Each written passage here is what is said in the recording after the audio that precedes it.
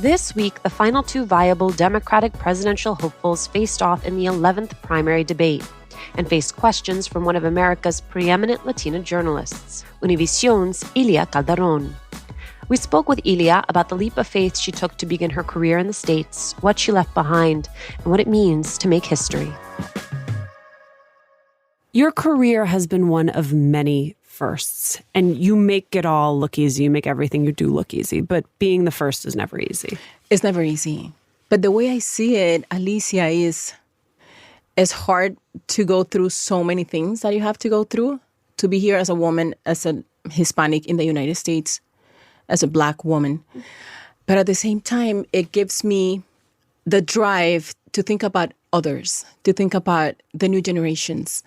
So for me, this is big, but it's going to be bigger if I leave these doors open for someone else, for a minority that has to be here when I leave or before I leave this position, knowing that one day that is going to be the norm, knowing that one day that is not going to make big headlines when it happens. Talk to me about 2001 and making that leap from Colombia to the U.S. market, because I have to imagine that was the biggest leap you've made in your career. I was in Colombia working for CME, one of the main newscasts in prime time. I came to the United States on vacation and I wanted to know. Like other people come to Miami and they go to live in South Beach. You swung by Telemundo. I wanted to go to Telemundo to see how the journalists that I used to see work. So I went there through a friend that works there. They gave me a tour. And when I sat down with Maggie Van Der Water, I want to mention her name because she was the one that changed everything. She told me, "What do you do?" I said, I'm a news anchor in Colombia. "But why didn't you do the casting in Colombia?" I said, what casting? "Well, 8 months ago, we went to Colombia and we had a casting. We brought the main anchors in the country and you were not there." I said, well, no one told me about a casting.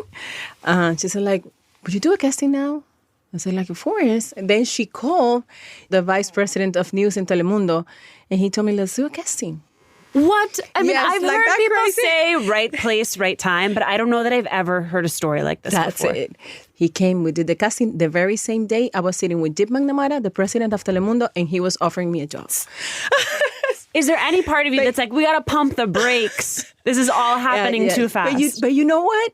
Like you said, being at the right place at the right time, but at the same time, making decisions and not being afraid of making big decisions. Right. I had a relationship in Colombia for 2 years. Like a romantic relationship? My boyfriend. And we were in a serious relationship. Not engaged, but in a serious relationship. And when this opportunity opened for me, I said, Bye. Buy everything. Buy everything. I had my mom and my sisters by my side. He understood, of course. He was not going to ask me to stay. I was not going to ask him to come with me because he had his own career there. So in those terms, everybody was good. You know, sometimes when you see those big opportunities come to you, you have to say yes. You have to leave all the fears behind and see, this is mine. It just happened for a reason, and I have to take it. What is the most difficult story you have ever covered? So many. But I think for what it meant to me as a woman, as a Hispanic, as a Black Hispanic, and as a mother, when I interviewed Chris Barker, the KKK,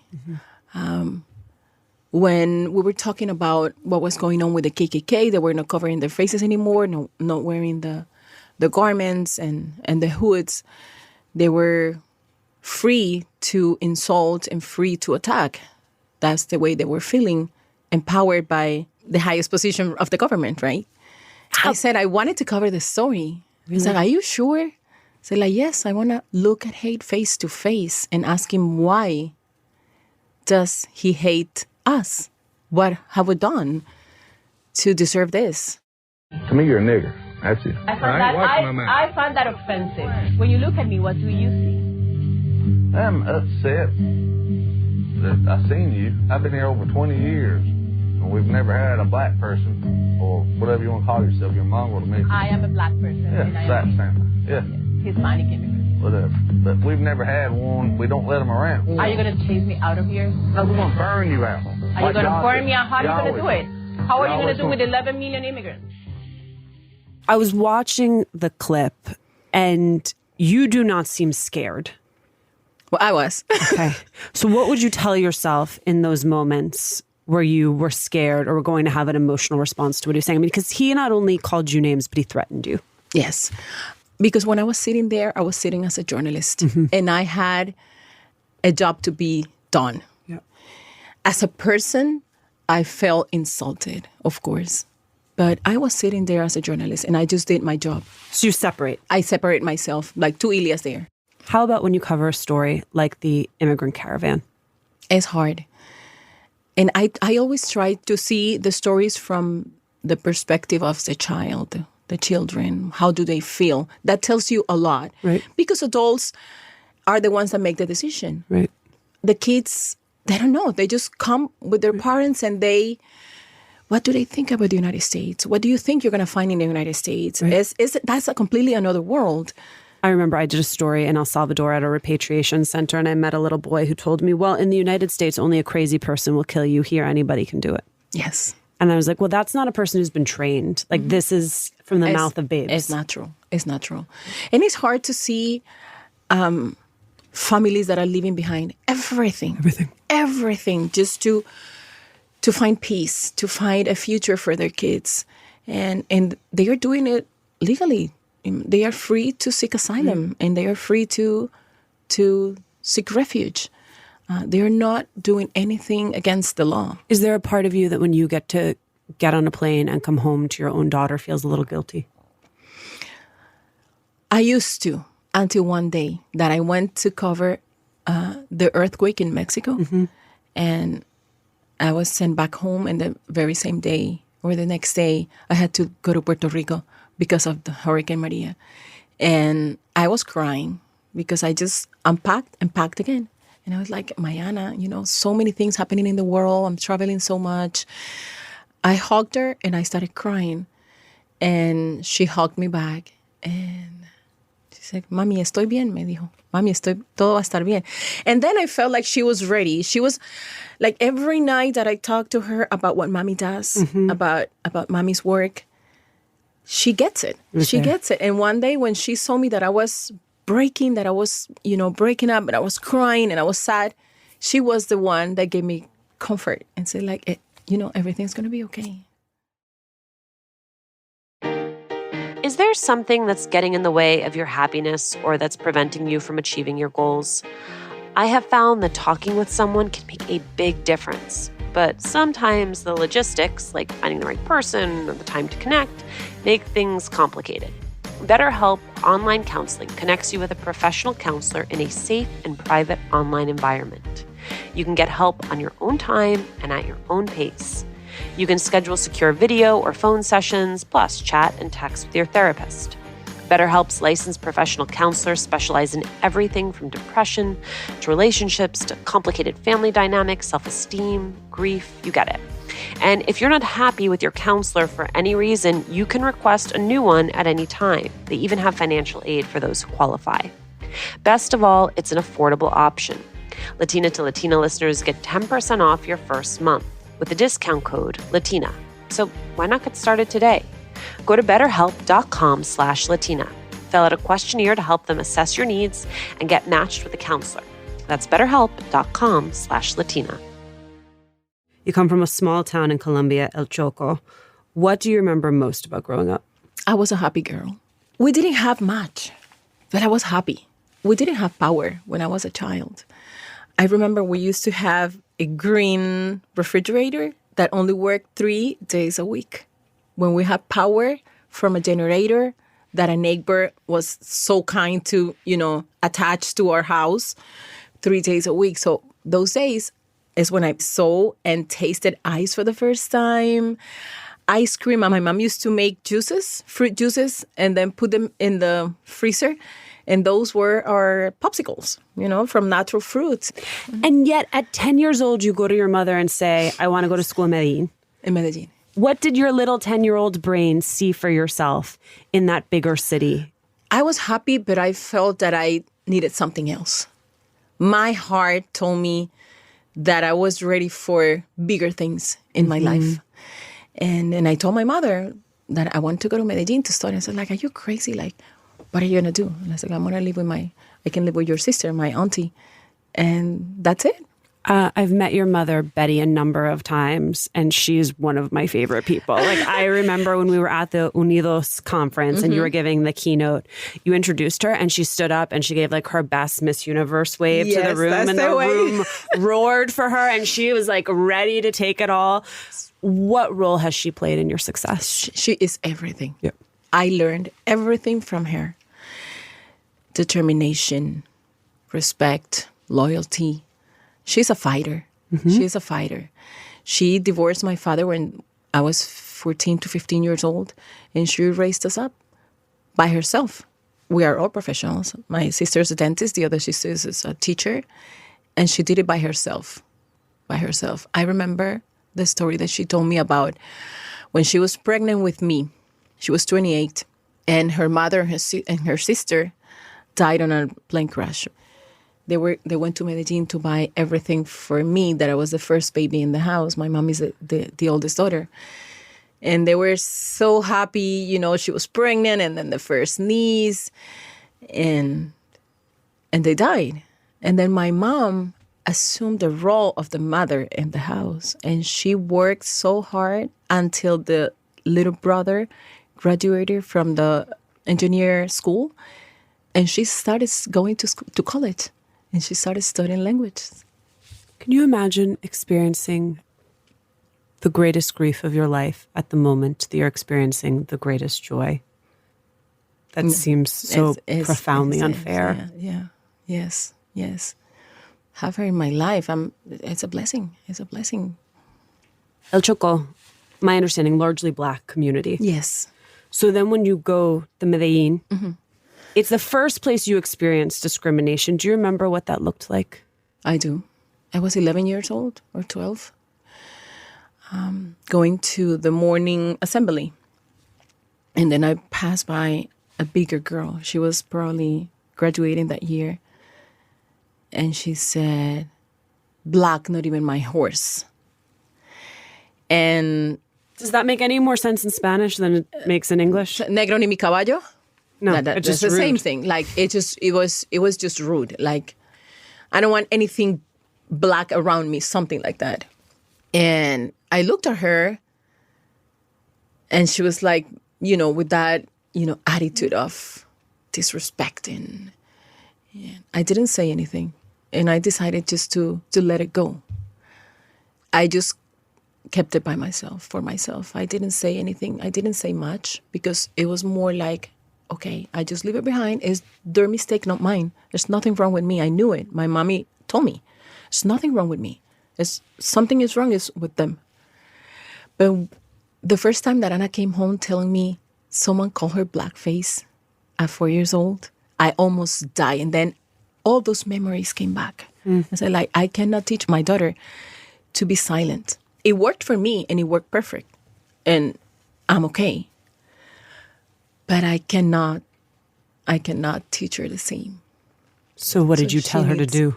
She needs to speak up for herself, and always with respect, always understanding that there's nothing wrong with her, but she has the right to speak up and say, there's nothing wrong with me.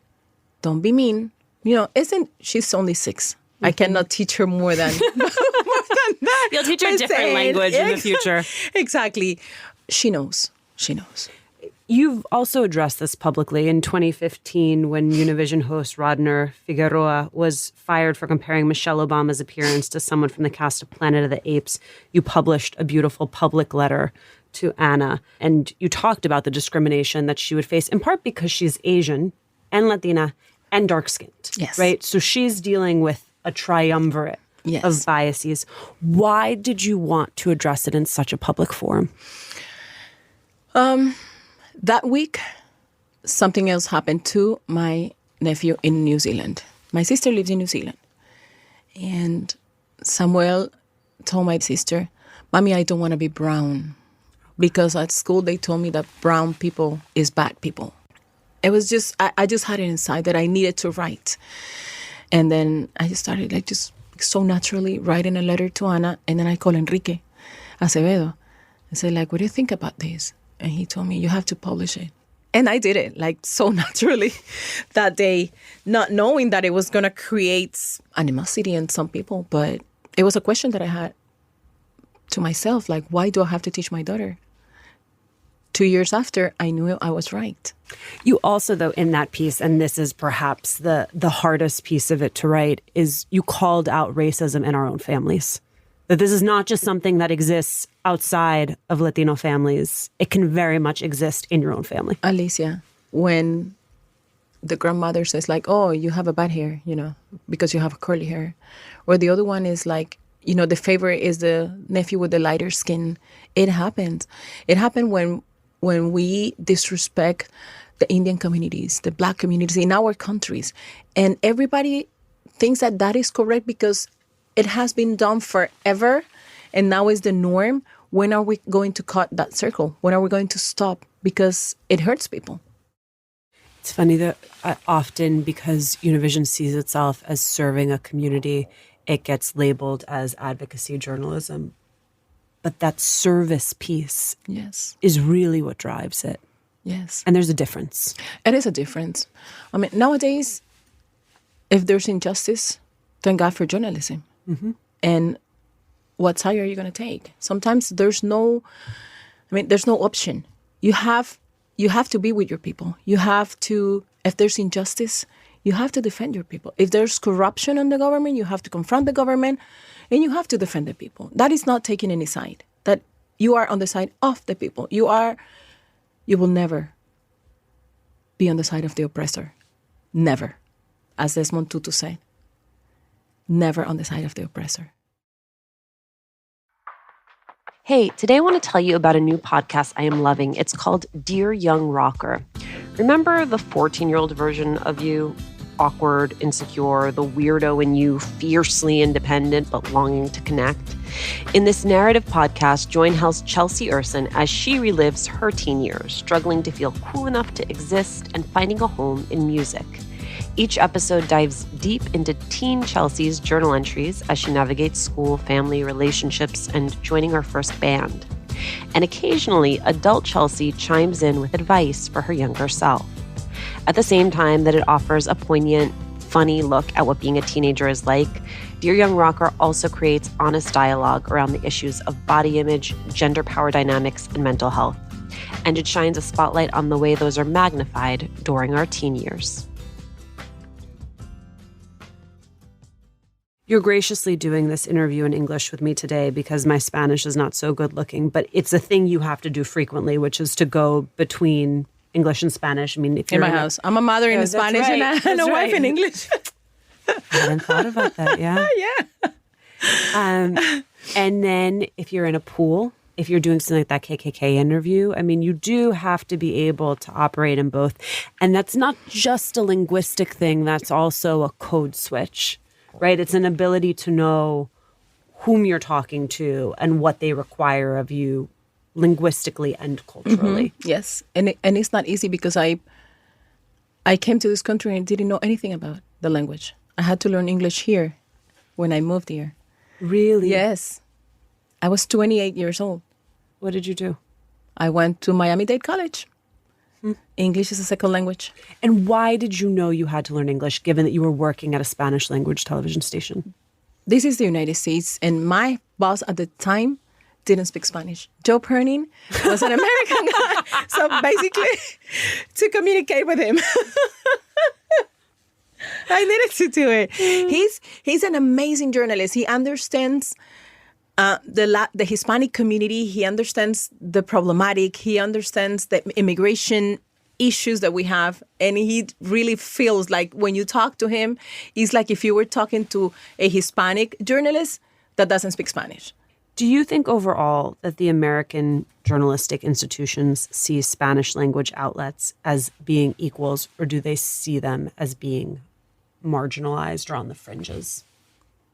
I think things have changed. Mm-hmm. Before it was like that. But now the fact that they are hiring more Hispanics and they listen to the perspective of those employees, when you see the immigration topic taking it seriously. It's a lot to be done, but things are changing. I mean, except and like the World Cup, where everyone all of a sudden gets that it's like there's one place people watch the World Cup. Univision. Do you know how distracting it was trying to work in that newsroom in the middle of the World Cup? Yes.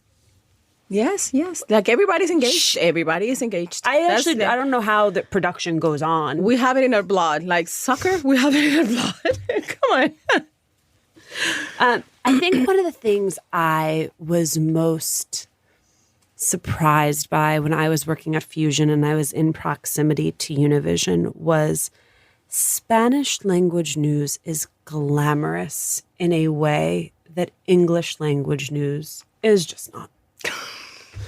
And I mean that in a few ways. I mean, you all look so good, you dress so well, you show up on red carpets, you're in people in Espanol.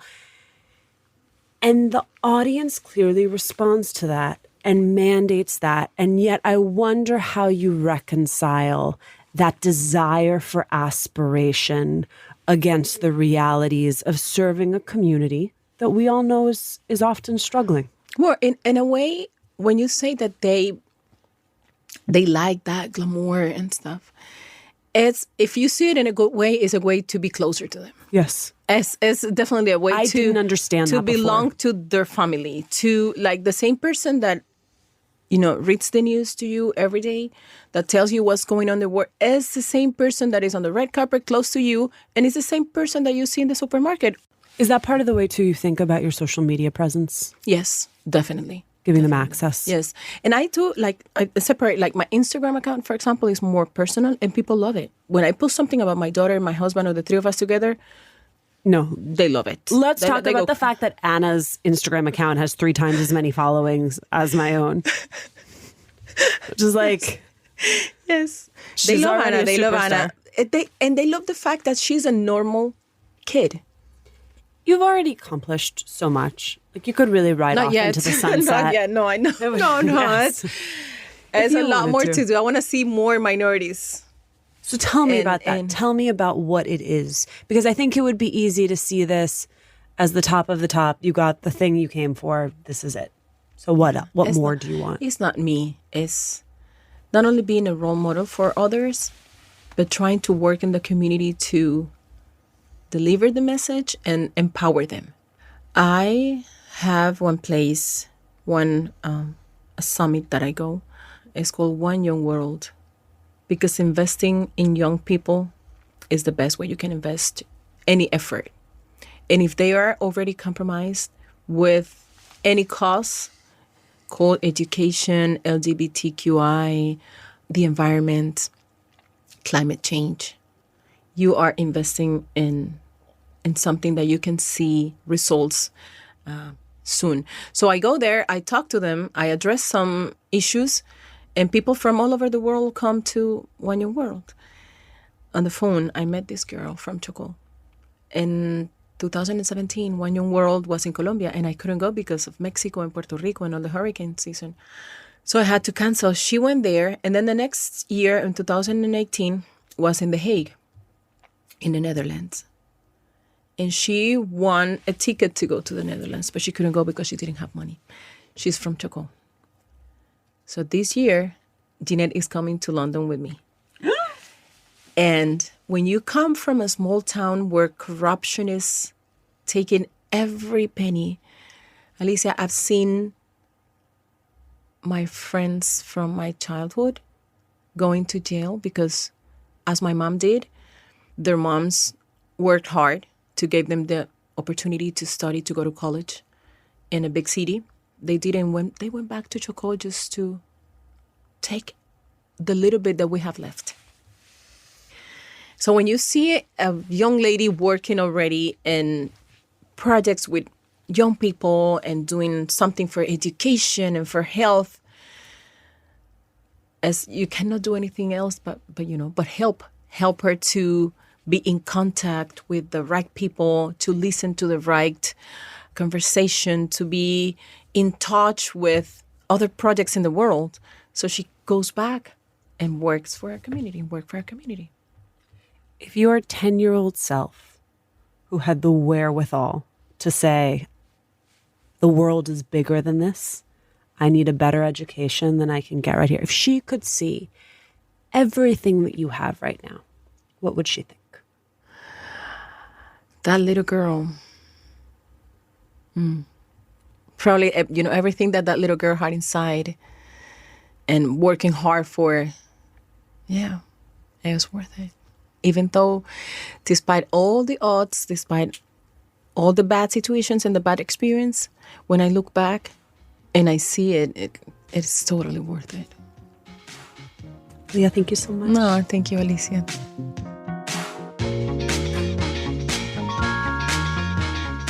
Thanks for joining us today. Latina to Latina was originally co-created with Bustle. Now the podcast is owned and executive produced by Lantigua Williams and me. Maria Muriel was the sound designer on this episode. We want to hear from you. Tell us who you want to hear from and how you're making the show a part of your life. Email us at hola@latinatolatina.com. Remember to subscribe or follow us on Radio Public, Spotify, Apple Podcasts, or wherever you're listening.